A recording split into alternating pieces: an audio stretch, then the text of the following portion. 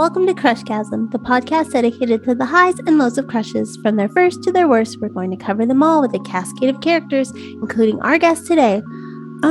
It's me, Kendra.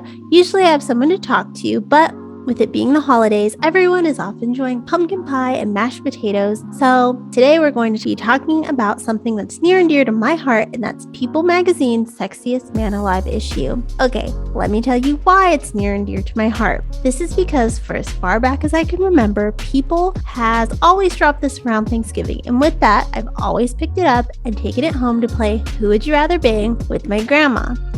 Yes, she loved playing. Sadly, she passed away a few years ago, but every year I've continued to pick it up and play in her honor. So I thought, why not talk about the Crushbulban in this year's issue, but also pay a little homage to the woman who gave me my love of weird shit like the smell of school supplies, right? So of course, there's the vampire that got the cover and is indeed the sexiest man alive this year, and it is Paul Rudd. I think people my age know him best for being Josh, the college student who winds up dating his underage ex-stepsister in Clueless. Odd plot holes aside, it's hard for anyone to deny their crush on Paul Rudd and that it still exists because he still looks exactly like he did when he was saving Cher from the liquor store incident. So Paul is always and forever a cutie and is joined by more than a dozen other sexy guys for the Men of the Year section of this little old magazine. So we're just going to go through every section. I'm going to break it down, talk about some of my favorites or all of them. We'll see. So, Men of the Year. First up is that guy from that Bridgerton show. And for some reason, that shit popped off. Maybe because I think Shonda Rhimes is behind it. And she can do no wrong when it comes to television. And I was sort of in the dark about why panties were twisting over this man. Then I watched Saturday Night Live when he hosted. And I was like, oh, I get it. Will he be in my list? We'll have to see until Thursday to see if he makes my top 10 in this year's Sexiest Men Alive issue. But let's continue with the other Men of the Year. There's Jason Momoa. You may remember we talked about him with our paranormal romance author, Melissa Sercha, when she stopped by to talk about her TV crush on Khal Drogo from Game of Thrones. So you know that I fucks with that mountain of a man. There's also Bad Bunny, which I'm sorry to this man, but I really don't know anything more than his name. I'm just like not hip anymore with music. I think the newest music I listened to was Olivia Rodrigo. Following Bad Bunny is Jason Sudeikis. Anyone that knows me knows that I would marry Olivia Wilde in a heartbeat. I think she is drop dead gorgeous, and I thought she was fucking amazing. Then, well, Harry Styles became my enemy.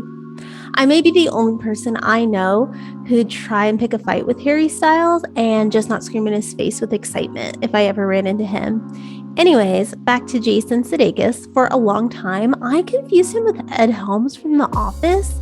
I don't know, they're both like white and have kind of the same shaped head. They were popping off around the same time. But I came to realize Jason Sudeikis is much more handsome than Ed Helms. And because I watch The Office probably at least 4 times a year, Ed Helms' character continues to drive me up a fucking wall, and for that reason, I can never fuck with him. But I could fuck with Daniel Day Kim, who's on the list. This is a very attractive man, and reading this little article about him, I may have to watch whatever the fuck show he's in because he is a looker, unlike Andrew Garfield. Sorry to all you Spider-Man stans out there. I just do not get the hype around this man. But some other people I didn't get on this list, kind of the whole section, the whole like 2-page spread that featured Andrew Garfield, also had William Shatner. This man is 90 fucking years old and wishes he was as hot as Larry King was at 546 years old before he passed. Luke Bryan. Here's another one that I couldn't get straight. I would often confuse him with Blake Shelton all the damn time. Hey, but in my defense, they're both country singers who are judges on singing shows. Nevertheless, Luke Bryan looks like any man I picture in a state like Nebraska, which if you listen to our episode with Larissa Birdseye, we discussed we don't know where the fuck Nebraska is. But if I could ever find it on a map and go there, I bet every guy there would look like Luke Bryan. Another guy on that page who, he's not ugly at all, but is Timothy Chalamet, Charmander, whatever, however you say it. I could see myself obsessing over this man. If I was like 17, maybe 16, but as a grown person, he doesn't do it for me. He kind of looks like one of the ants from that movie Ants. You might remember it. It came out around the same time as A Bug's Life, but was like way too adult.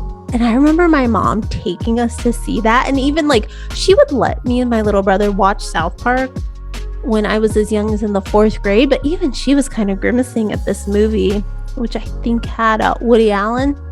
Probably why it was a little not for children. Another guy on this list, I don't know how to say his first name. It's Rauw, Alejandro. Again, I'm sorry to this man. I don't know a lot about modern music. I kind of stopped, kind of halted after Total Request Live was taken from me. Running down the list of more men of the year, there's Stanley Tucci, a bald icon, Adam Driver, who I think is attractive if you just look at like the top of his face or just the bottom of his face. But when you put the two together, I don't know, there's some kind of thing that goes on and it's just not good. Anthony Ramos, who was in Hamilton, and no disrespect to Hamilton and the genius that is Lin-Manuel Miranda, but I remember they performed on the Grammys, and to me, Hamilton just makes me laugh because it reminds me of those educational videos from the 90s that tried to incorporate hip hop to seem like cool and hip with the kids. After Anthony Ramos, who is a handsome guy, is some guy that proved that there were slim pickings this year. It's some guy named Ben from HGTV. Who knows? Another old guy on the list, Anthony Hopkins. Tell him and Shatner they gotta get out of here.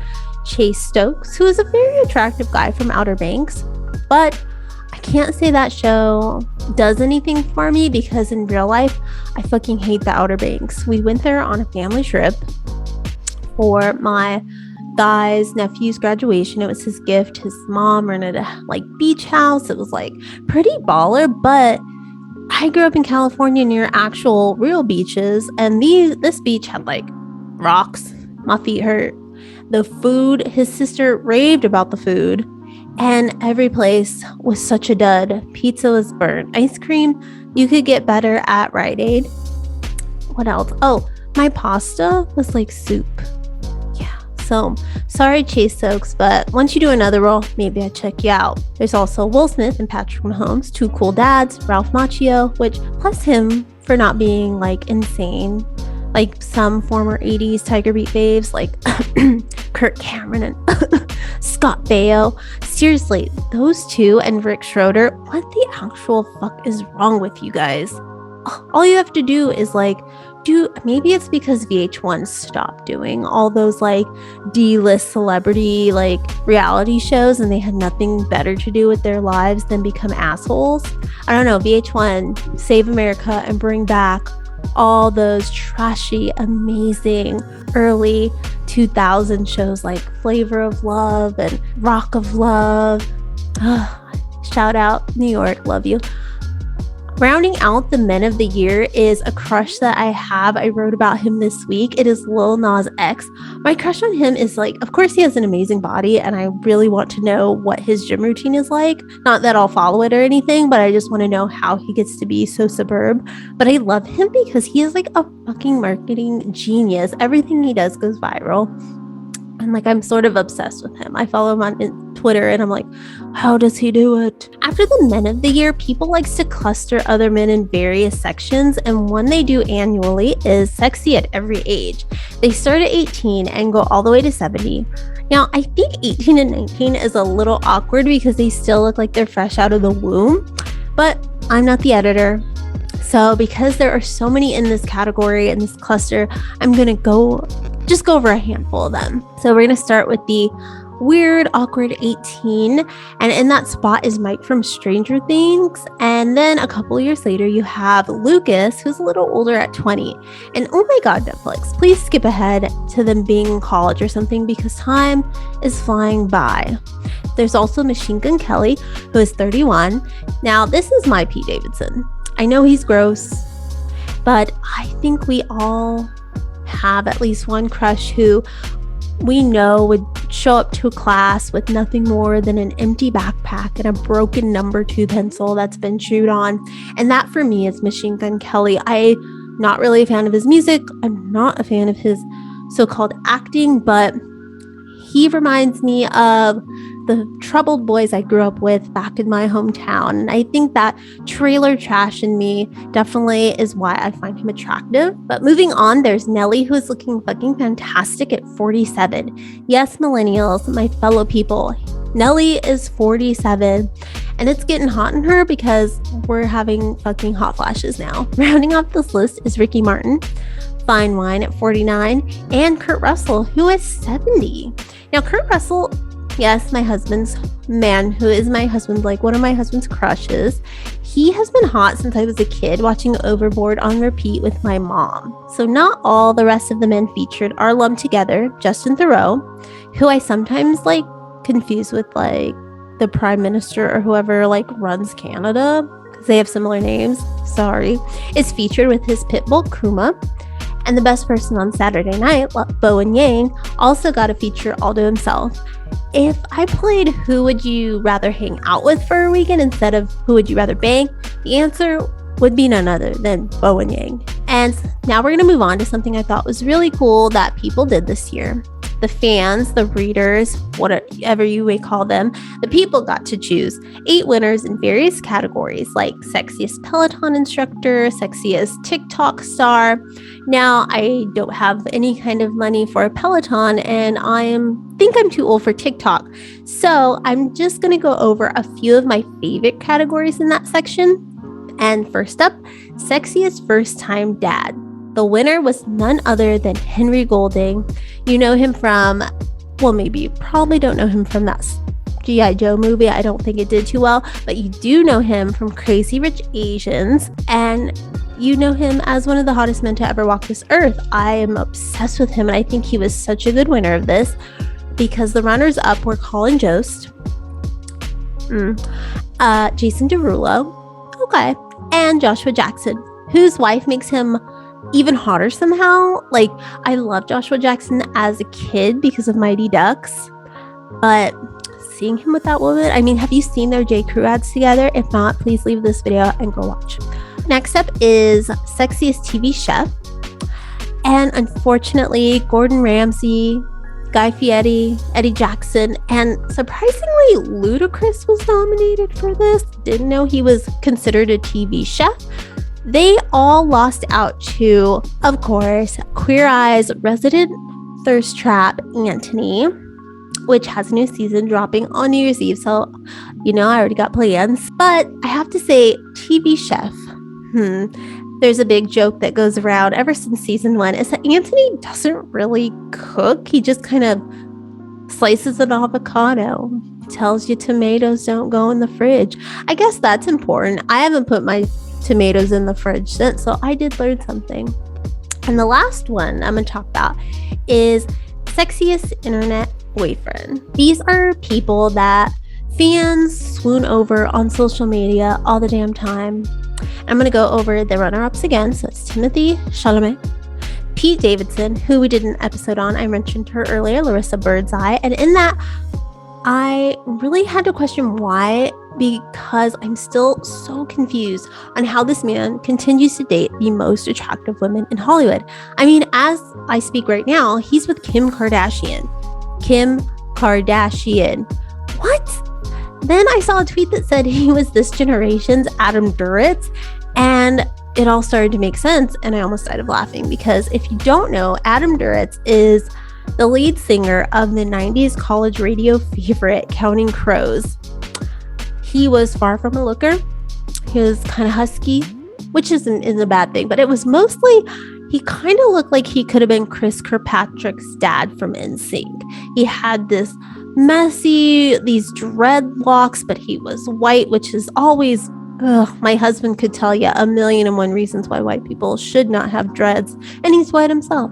But anyway, Adam Duritz dated a lot of really hot women in the 90s, like way too many.